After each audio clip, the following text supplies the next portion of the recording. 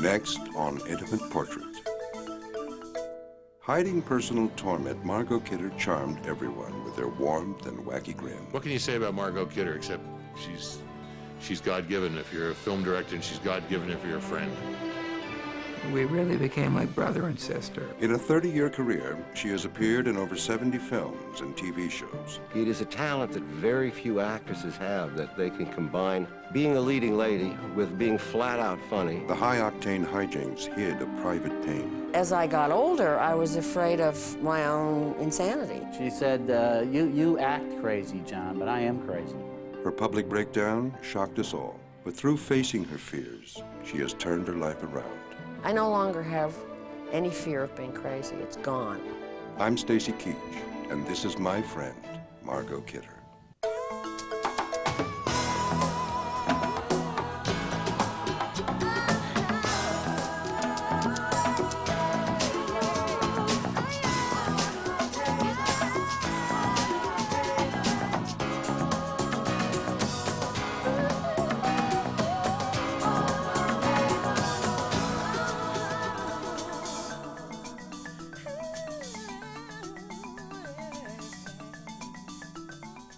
Margot Kidder was born Margaret Ruth Kidder on October 17, 1948, in the wild, cold town of Yellowknife, Canada. Her father, Kendall Kidder, was a mining engineer who worked with explosives.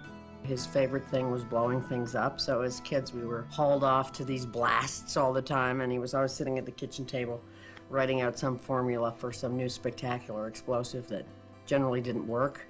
And he was just he was truly a man's man, and charming and outgoing and absolutely irresistible. I think by modern standards he might have been thought of as being a bit negligent. He tended to spend a lot of time in Guatemala, a little bit of time in Africa, a lot of time in the north, and he would just suddenly sort of drop tools and head off to wherever something was happening. I've never met a man like my father. I've never met anyone in my life who lived up to what my father was to me. My mother's life must have been a very difficult one in many ways. She'd be trying to raise these 5 kids with no husband around, and then he'd come back quite cheerfully without an apology and expect everything to be fine.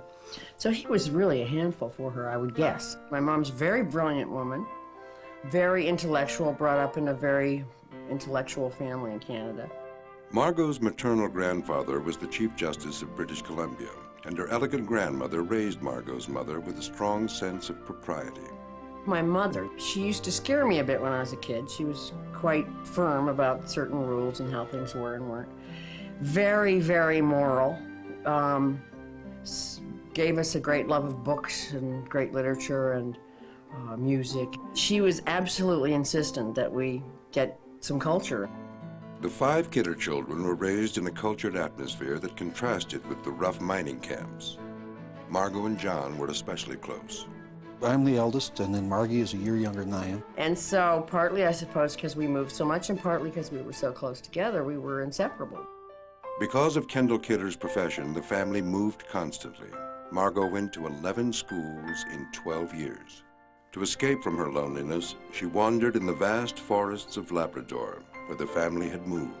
Labrador for a kid was heaven. You walked out the backyard, you had thousands of acres of wilderness. There is a sense of space and infinity and emptiness that fills you with awe and wonder, and at the same time it feels very safe. The peace she found in nature calmed the wild mood swings she had become aware of early in childhood.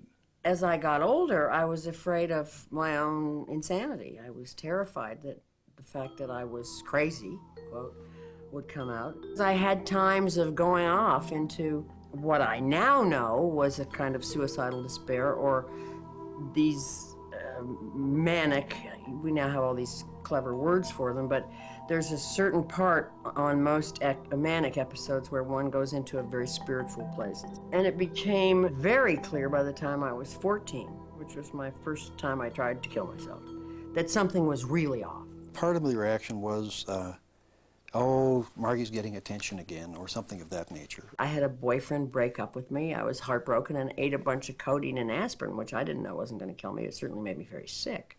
I don't think I really took it very seriously, because for me, the idea of suicide was something so completely foreign that, that it never seemed like a real thing. I didn't know it was called depression.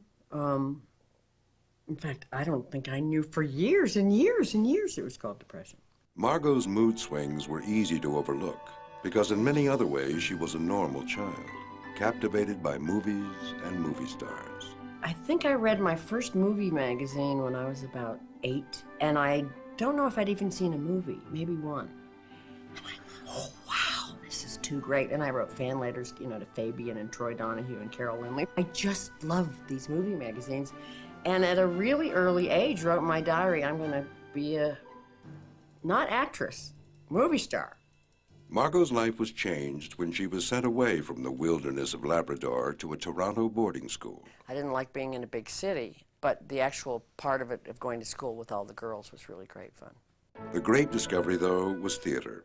Being in school plays, in boarding school and later in high school, was a release for her intense feelings.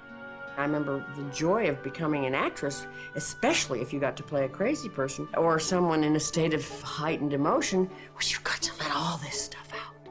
And it was the best therapy in the world. And in doing so, not only do we give ourselves a present, but we give those watching the gift of going, oh, wow, I felt that too. Maybe I'm not so weird. After a year in college, she went full-time into acting. Margaret Ruth changed her name to the more sophisticated Margot and starred in a succession of television dramas.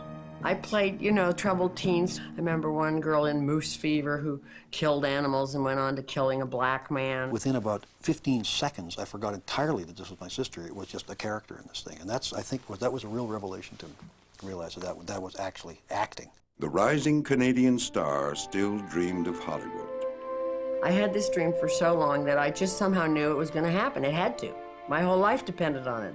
There was no way it couldn't happen that I wouldn't go be in the movies in Hollywood. And I read an article in a Canadian paper about an agent who handled Canadians. So I wrote him a letter and with a couple of clippings from the paper saying, here I am. And he actually wrote back and said, I'm awfully sorry, I've never heard of you, and besides you live in Canada, so I can't really help you. I mean, Norman Jewison is looking for a young ingenue, and he's Canadian, but I took this, of course, as an invitation to come to LA. Margot flew to Los Angeles, got an interview with director Norman Jewison, and within a week and a half had an ingenue lead in a major film, Gaily Gaily. I was the ingenue, but I was a hooker who Beau Bridges fell in love with. Now, I didn't know a thing about acting. All I knew how to do was cry on cue, so I cried in every scene. That first magical Hollywood experience left her unprepared for the criticism she would receive on her next picture. The film was Quack Sir Fortune Has a Cousin in the Bronx, and her co-star was Gene Wilder. The director said, you condescend to thinking you could act. You don't know about acting. He really shattered me, which was not a great thing for a director to do it. I remember sitting at dinner just sobbing into my baked potato. I remember it vividly. For a year, Margot turned down film offers and studied acting in New York. Then I ran out of money, which is one of the recurring themes in my life. And went, better go back to LA and get a job. Was to screen test for Fat City. Jennifer Salt was also screen testing. Within a day, we were renting a house together and going on a diet, of course, as actresses are always doing, and have stayed friends since. Jennifer Salt, the daughter of a famed screenwriter, was a Hollywood insider who would become Margot's lifelong friend. And that was the beginning of the magic Hollywood period. Such magic years. Where nothing was impossible and none of us were going to be establishment, and studios were giving development deals to bright young filmmakers and taking risks, and people were breaking rules and trying new things. In the rented house at Nicholas Beach, Margot's circle included the young filmmakers Martin Scorsese, Brian De Palma, and Steven Spielberg. We really were a community of people who were open and loving and mutually supportive, and everybody saw each other's stuff, and everybody rooted for each other. Also in the circle were actors like Raul Julia, and me, Stacy Keach, and Susan Sarandon. And bonds and friendships formed, and we took each other seriously, and long late-night talks well into the night about changing the industry and changing the world. Jenny and Margie were a really interesting combo. That's really true. They were like two poles of something. Jenny's a fabulous cook. She cooked for all the boys every night. I've never been a good cook. I remember Janet Margolin and Jenny in the kitchen watching me just trying to cut up the beans, going, Weekends, people slept on the floor. It was the 70s, and it was loose and full of sex, drugs, rock and roll, drama, nature. It was the purest time, I think, in my life. It was a salon Malibu style, which, you know, had the ocean in the background. Many men were in love with Margot, but it was the director Brian De Palma who got her. Oh, I was so in love with Brian. Brian's one of the funniest guys that ever walked the face of the earth. Here was this huge, burly, handsome guy who was very self-confident, with this hilariously wicked sense of humor, who was, you just wanted to snuggle into his chest and stay there forever, and who was very, very bright. One Christmas morning, Brian presented Jenny and Margot with a very thoughtful gift. Brian came down the stairs and handed us each a script and went, here's your Christmas present, we're making this movie. You each have a lead in the movie. Making this gothic tale about two Siamese twin sisters, one murderous and the other sweet, Margot adored working with De Palma. He really got it about actors, and he pampered you and spoiled you. And it was very comfortable. The film's success restored Margot's confidence and got her noticed. She did 5 features in a row, including The Great Waldo Pepper with Robert Redford, and then received a script that would change her life. The director-writer was Tom McGuane, and the script was 92 in the Shade. I went to the first meeting, and I think fell in love in about 5 minutes with this tall, handsome guy in his ponytail and the most beautiful body you've ever seen, these long legs and these blue jeans, and just went, whoa. And I got so nervous that when I did the reading, I was just fluffing everything, and I left just going, oh my God, you so blew that. You so blew that. And God, he wrote this. He said, I have had, writers are my idols and have been all my life. So I wrote him a note saying, please could I audition again? I really blew it. And he called me up and said, you didn't blow it, you were great, but let me take you out to dinner. And that was sort of it. What Margot and Tom McGuane were ignoring was the inconvenient fact that he already had a wife. She fell in love. She was a smitten kitten. She was gone. When the picture wrapped, McGuane's marriage was over, and Margot and Tom moved together to his ranch near Livingston, Montana. Not long afterward, they were married. I was so selfishly unconscious of what it meant to break up a family. I guess I was so in love, and we were so in love, and we wanted to have a baby that I didn't really seriously go, there are heavy consequences for a lot of people to falling in love with this man. I quit work. We tried to make a baby and made one, and I moved to Montana. I think she had a little trouble at that point in time with the way that the Montana housewife was meant to behave. Parts of this kind of life appealed to me, but the expectation that I turn into a wife and cook 3 meals a day was a bit of a shock, seeing as I don't cook, for starters. I remember the first time I gave Tom dinner, I gave him 2 hot wieners and a piece of asparagus, and he went, that's dinner? And I went, oh boy, we're gonna be in for trouble here. Because then I said, you didn't help clean up after dinner. He went, dinner? 2 wieners and a piece of asparagus. Tom, because he was a 50s guy as opposed to a 60s guy, still had a lot of that.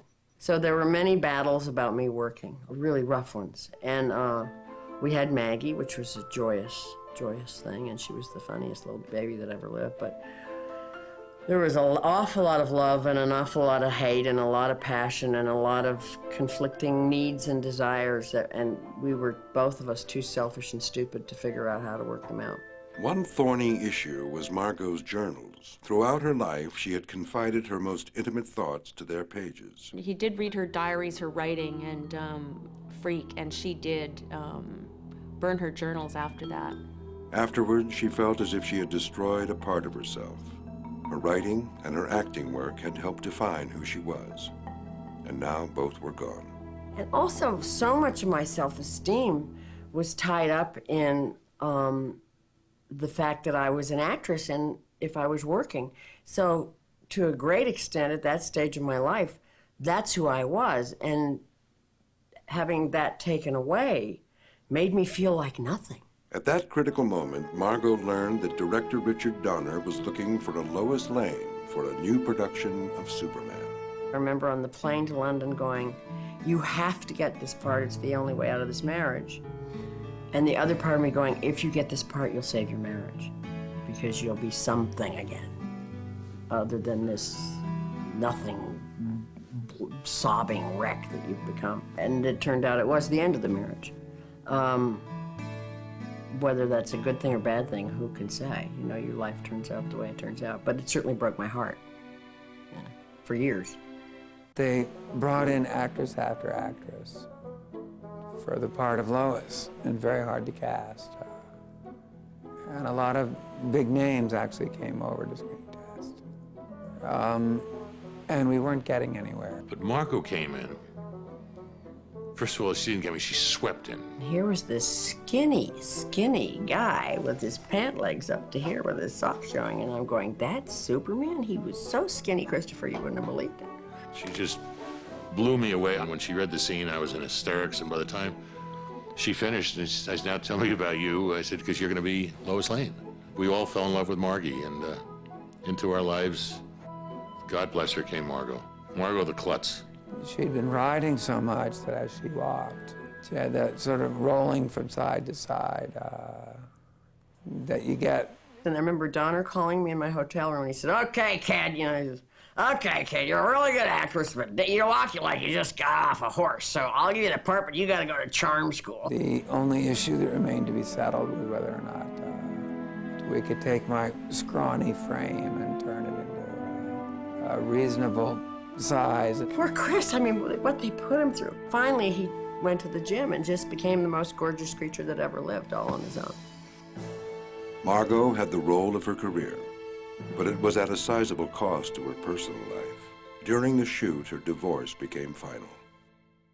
She was wonderful and perhaps too good at disguising how deeply she really felt it, because she always had a wonderful quip. She could always throw something off or make a joke about it. And then Maggie appeared one day, and she was a red-headed miniature of Margot. Unbelievable energy, unbelievably bright, funny, sweet, loving. And little Maggie came into all of our lives. There was a very, very tight bond. I mean, she was like a she-bear with that little kid. The set of Superman was like a family, with a close-knit family's intensities. There were times when it would really be a blast, you know, to work together. And times when she would really drive me nuts. And I think that's why the romance worked, because that was a brother-sister chemistry. But it was definitely a relationship. I don't think that she believed in the flying. And for me, the flying was the magic of the show. We'd be hanging from 40 feet from the ceiling in these wires, bickering at each other, and then they go action, and we go goo, goo, goo, goo, goo. And then they go cut. The flying scenes were painful, they were endless. Endless, take after take. The take you see in the movie, I believe, is take 68. And of course you had to be in a bliss romantic state, and you were going, ah, my crotch is killing me. You'd just been dropped off the balcony, and Christopher got dropped in a lot of places. At one point, they winged him right into the wall. Then they decided they had to put a net up to catch us. I have pictures of Christopher hitting this net with his jaw open. So I was thinking, this is stupid. What the hell is this? And then the premiere was in Washington. When she saw the finished version of the film, she wrote me a wonderful note apologizing for having been skeptical. And she said, I saw magic there on the screen. And I couldn't stop crying. It was so romantic.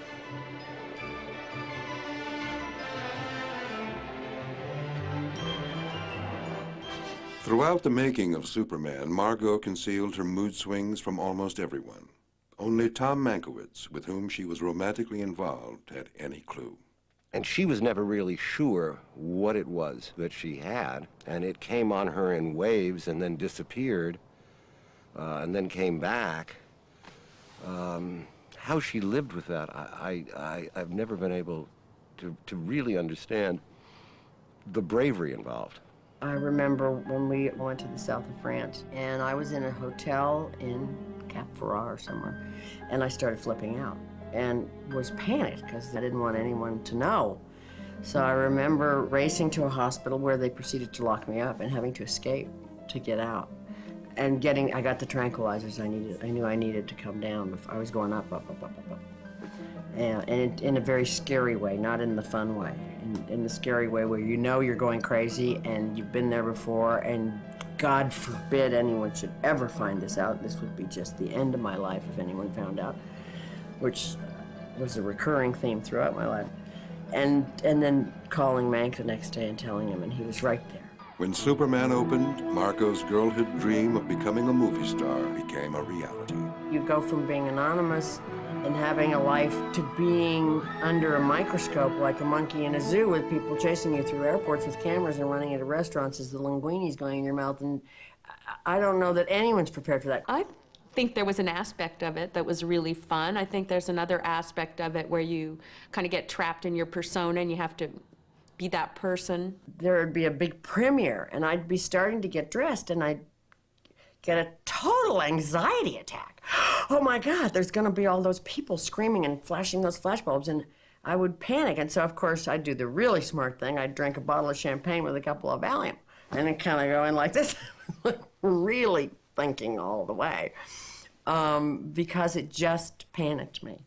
She hadn't been paid a lot for Superman, but now she could command bigger fees. One lucrative film that followed was the Amityville Horror. It ended up being the second biggest grossing film that year next to Superman, which is shocking because it's such a dreadful movie. With the money from Amityville Horror, Margot was now able to live the Hollywood life of her dreams. I think the money was fun. She was always incredibly generous. I got like some of the best hand-me-downs. When you start to get manic, there's this ridiculous extravagance that goes with it. So I went through it like nobody's business. Margie bought a house in Malibu and became the center of a social set that included Richard Donner and other Superman friends. And of course, you've sought it out and you've worked for it and you've dreamt about it and you're going to turn into a fairy princess and you're still the same jerk you were before, and now everybody can see. And then I also had, on top of that, the very clear realization that this inner life I'd been keeping secret all my life, this manic depression label, that I could get found out. And the fear of that was almost worse than the thing itself. In 1979, the director Paul Mazursky called Margot in to read for Willie and Phil, a film about a woman loved by two men.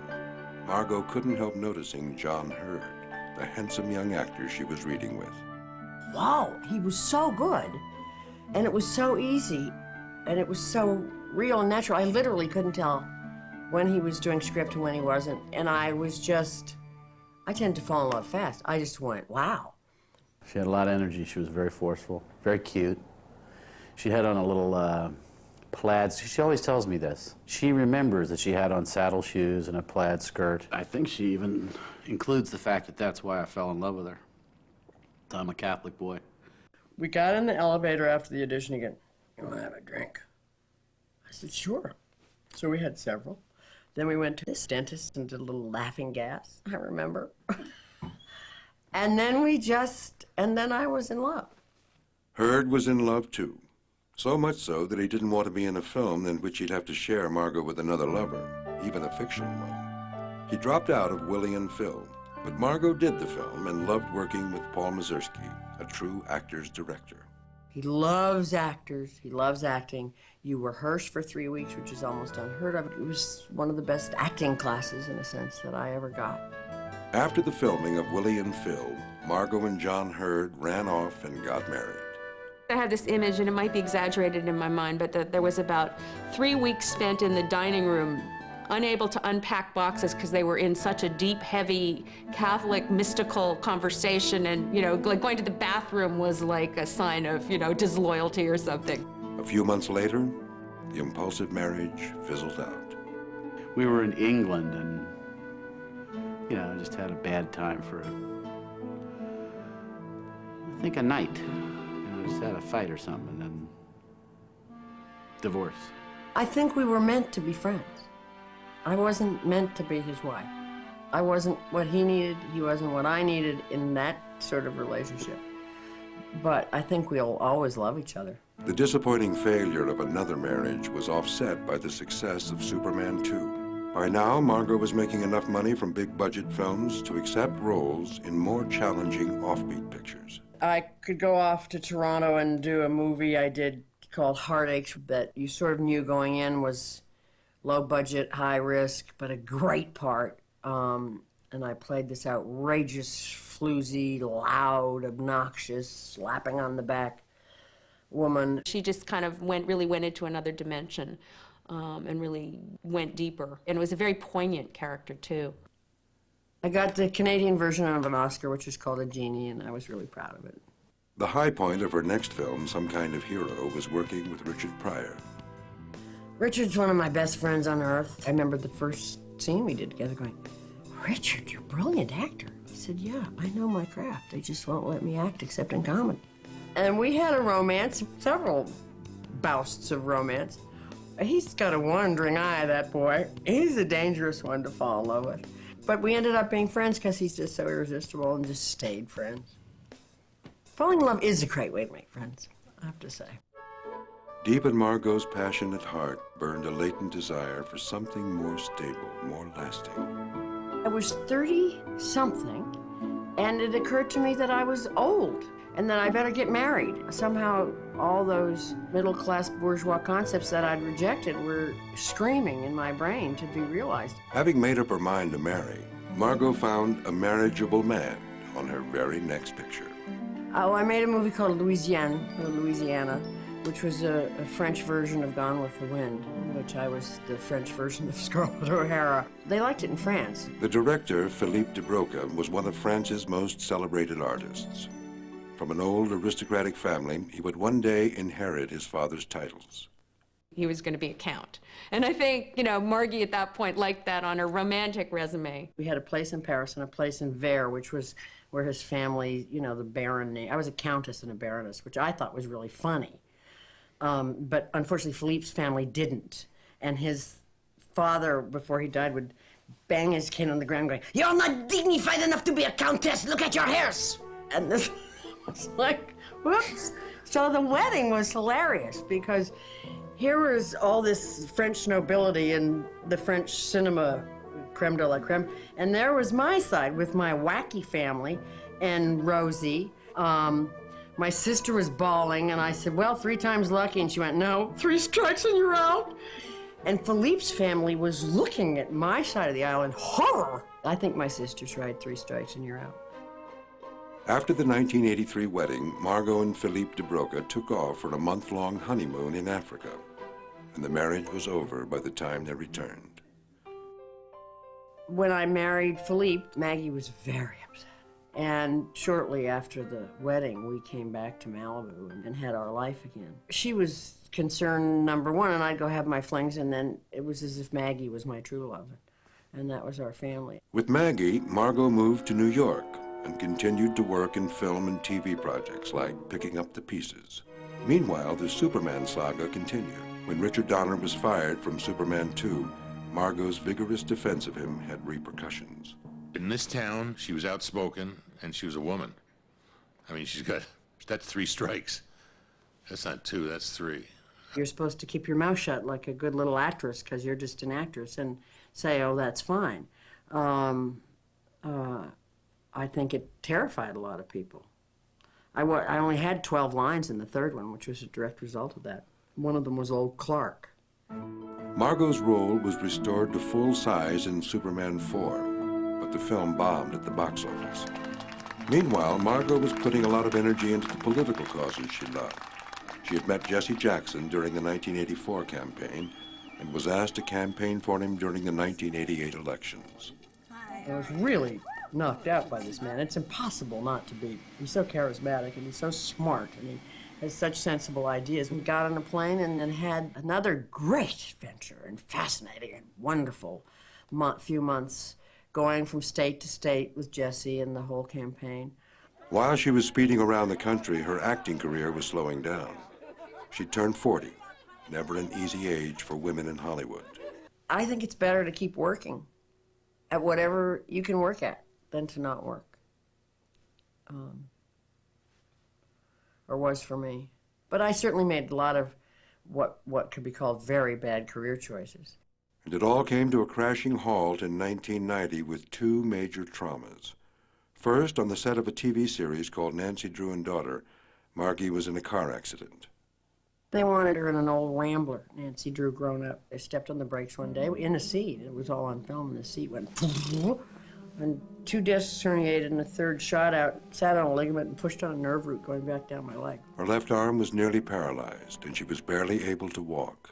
Surgery was recommended. I was terrified of someone going at my spinal column with a knife, thinking I could get paralyzed. I kept somehow thinking I was going to wake up and it was going to go away. 5 days after the car accident, she suffered another deep wound. Margot's adored father, Kendall, died of emphysema. When my dad died, I flipped out. Thought he was talking to me for days. I would have conversations with this person who was visually there and then would disappear. Before my father died, he had always said he did not want to have a funeral. What he wanted to have was a party. He said, I just want to get a bunch of people together and have a drink for me. And we did that in spades. People came from all over Canada, and we had many drinks for him, and culminated the evening by blowing a bunch of his ashes up about 500 feet in the air in some illegal rockets and bamming them all over the heavens. And it was a tremendous party. It was a great send-off, and I think it sealed it for all of us. I can still cry at the drop of a hat thinking about Dad.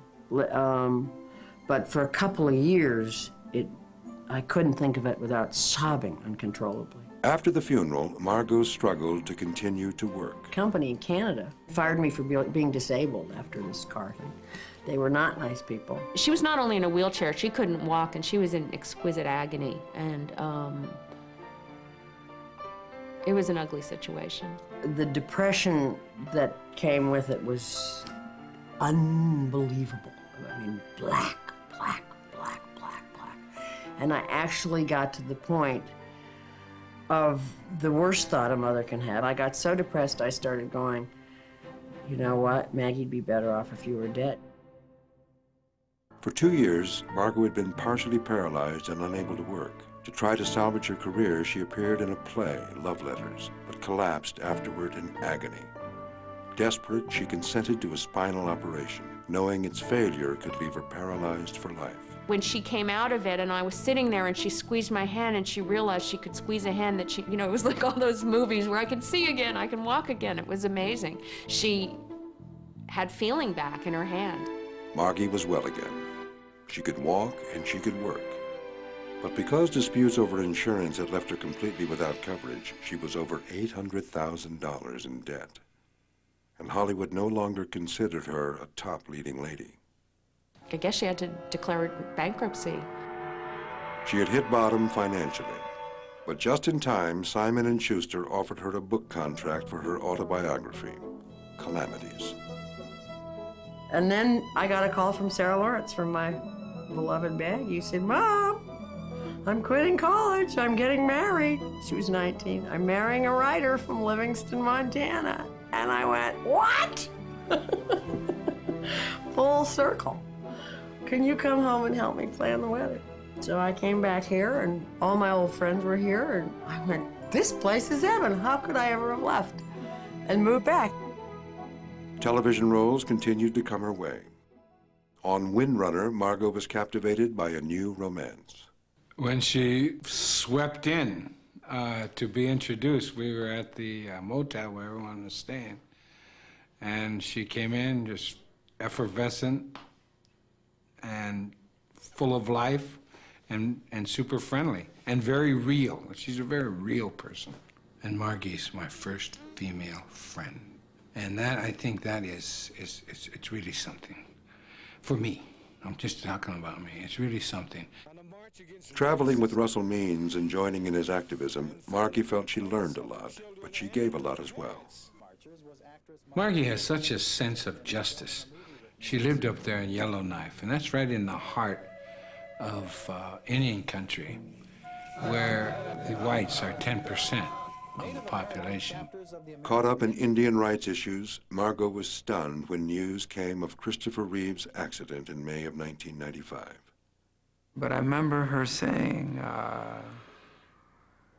how do you possibly cope with this? I mean, this is about the worst thing that could happen to a human being. She said, I know, I would be a total wreck if it happened to me. Margie was devastated by Christopher Reeve's accident. But the following year, she would have her own confrontation with destiny And it began with a computer virus that eradicated 3 years' work on her autobiography. I remember sitting here at this table, watching literally as the pages fell down to the bottom of the screen. And it was horrifying. And I got extremely paranoid about who was putting this in my computer.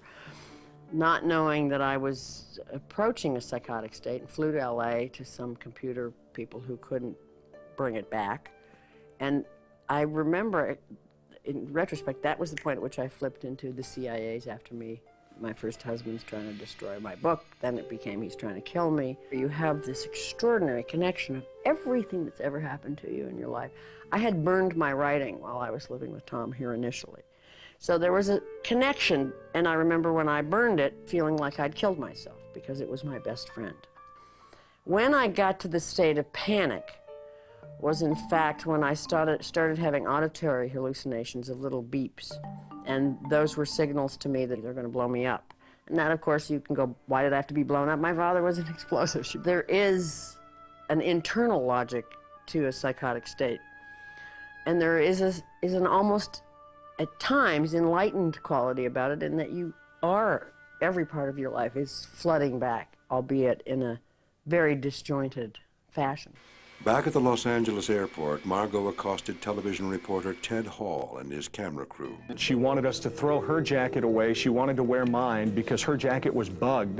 And I was handing out notes saying, if I die, it's because Tom is going to kill me. And the next thing she said is, someone's trying to kill me. He's hired many people here at the airport. Which has made it difficult to reconcile with my ex-husband, given that I basically, without knowing it on national television, accused him of attempted murder. And I fled the airport. I walked, according to the police, 40 miles. It was a jam-packed few days. Had it not been for the compassion of the homeless in downtown LA, I wouldn't have made it. They fed me, to give me my first sleep in days. And then I was walking, in fact, to Rosie's. Rosie has a cabin. And I was trying to get all the homeless to come with me into nature. I said, well, don't be homeless in downtown LA. This is horrible. Let's go be homeless up in the woods. Let's go someplace wonderful. Let's all go to Rosie's cabin. Luckily, they declined. For Rosie. And I'd lost my glasses during the journey, and I'm quite blind and couldn't see. And walking up this mountain outside Glendale to Rosie's cabin, went up the wrong mountain, and finally had to sleep and got in this woman's backyard. And didn't want to scare her, so I came out and said, excuse me, but now I'd cut off all my hair as a disguise. I had some of my teeth were out in the front. And the next thing I knew, I'm in a bin somewhere watching myself on television. We knew she was very confused. Oh my God. Margot's family and friends quickly took her to Vancouver Island, where she could recuperate in privacy and peace, under the care of a Buddhist acupuncturist named Elena. And she said the wisest thing I've ever heard when I first went to her. Maybe it happened, maybe it didn't, maybe you'll never know. But at this point, we're going to put that aside and make your body, and therefore your chemical makeup, better. And she proceeded to do several over the course of a month, extremely strong acupuncture treatments on me. And I remember the point lying in the bed in this cabin, starting to count the number of people I thought were CIA agents. And when I got to something like 37, it was 37, I went, wait a minute, 37 CIA agents for me? Even at my most grandiose, I don't deserve 37 CIA agents. And I began to go, oh my God. And I remember going into finally Elena and going, Elena, it wasn't real. That was the beginning of my journey towards wellness, where I went, my God, this sure beats taking a handful of drugs and feeling like a dead person. I'm going to explore this more fully. And came home amidst shame, sadness, a sense of loss, terror at seeing Maggie. What had Maggie gone through? A lot of fears, which this community wiped away. And then began to learn, began to get the letters from all over the world. It always began with my whole life story. I can't tell anyone this. The recognition I felt. Oh, I mean, there were such gifts, every one of these letters to me. And then they all said, well, thank you. Having faced the reality of her manic depression, Margot committed herself to finding new roads to healing. Unlike most manic depressives, she has responded to unconventional methods. Some people probably need the drugs, and some people feel fine on the drugs and therefore take them. There's not a moral issue here. There's a health issue here. That's all it is. I couldn't tolerate the drugs. I couldn't stand them. I have found an alternative way to get well and stay well, and I've had, for the first time in my life, I think, 2.5 years of waking up being the same person. I saw her after the breakdown. She came again to see me in New Jersey. Chris he was just so compassionate and wonderful. And I said to her, we both have projects to work on. You know, you've got to work on being stable so that you can act or direct or, you know, function, you know, on a day-to-day basis the way you want to. And I've got to learn how to cope with the loss of my physical freedom. So, you know, in a way, we're in the same boat. Through their courage in facing their own fate, these two larger-than-life people have helped others heal. Margie, I think, has got a kind of epic resilience, and I think Chris Reeve clearly does too, and they somehow both got elected cosmically. To have that choice of cave, be a victim, skulk off into the shadows, want to die, or really become transcendent and really open your heart and be the one to also reach out to all those other people who are, you know, hurting in that same way. And these wonderful boys who produced this show called Boston Common, which was very funny, and started a great comic named Anthony Clark, called and offered me a very small part. I said, yes, I'll come down to do it. I was so broke. I flew down and they went, you're funny, and expanded the part in that episode considerably and then had me on as a recurring character. They were very brave to hire me. Nobody would touch me with a 10-foot pole. I just had the most public flip out in human history. Now that Margot has acknowledged the gravity of her condition, she is better able to cope with it. She's busy with acting jobs, but her refuge is her home in Montana. There's a big, serious community of friends, and my gang's quite a bright, intelligent, lively gang who I can talk to about anything and who take care of each other. But yes, I spend several hours, usually each day, up in the hills with the dogs, and it's very centering and very calming for me.